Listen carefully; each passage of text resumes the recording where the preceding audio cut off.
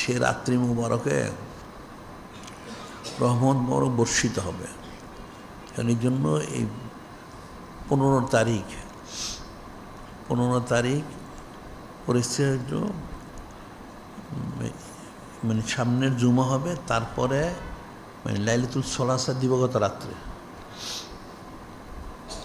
শবে বরাত, ওই রাত্রে বন্দি করতে হবে, জিকির ফিকির করতে হবে, অনেক ফজিলত।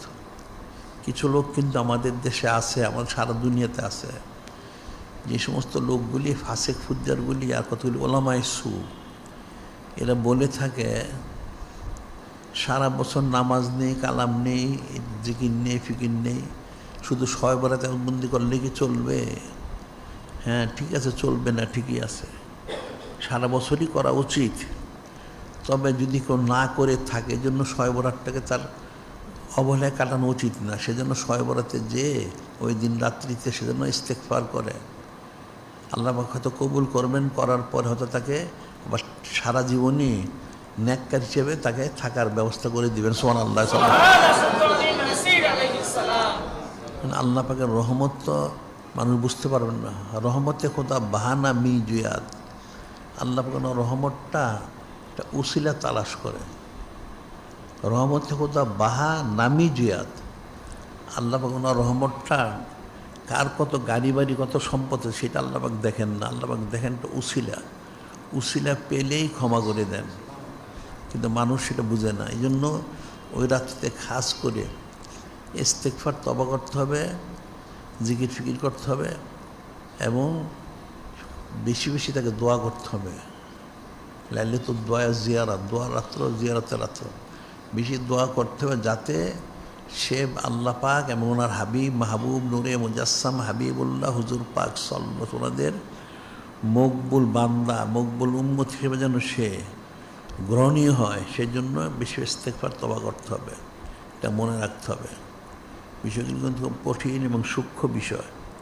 কারণ এই যে আল্লাহ পাক লোকটাকে ফেরত দিলেন সন্তানটা, এটা তো স্বাভাবিক না, এটা অস্বাভাবিক ব্যাপার। এরকম সবগুলি বিষয় এরকমই।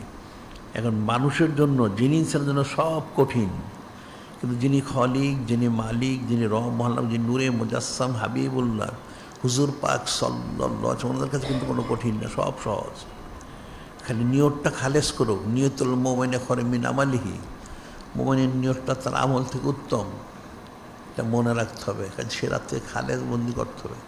এখন সামনে আরেকটা জুমা আমরা পাবো, সে জুমার দিন আমরা আলোচনা করবো, আরও বিস্তারিত আলোচনা করব ওই রাত্রে আমলগুলির ফজিলত কতটুকু, বান্দা কতটুকু ক্ষমা করেন, আল্লাহ বান্দাদের কত ক্ষমা করেন।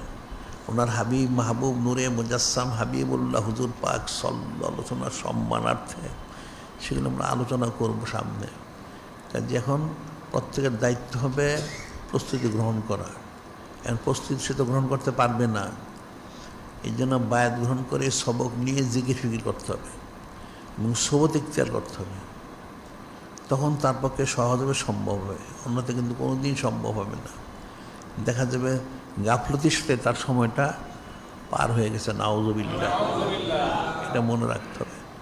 যিনি খলিক, যিনি মালিক, আল্লাহ যেন আমাদের হাকিকিভাবে এই লাইলাতুল মুবারাকা পালন করার জন্য তৌফিক দান করেন।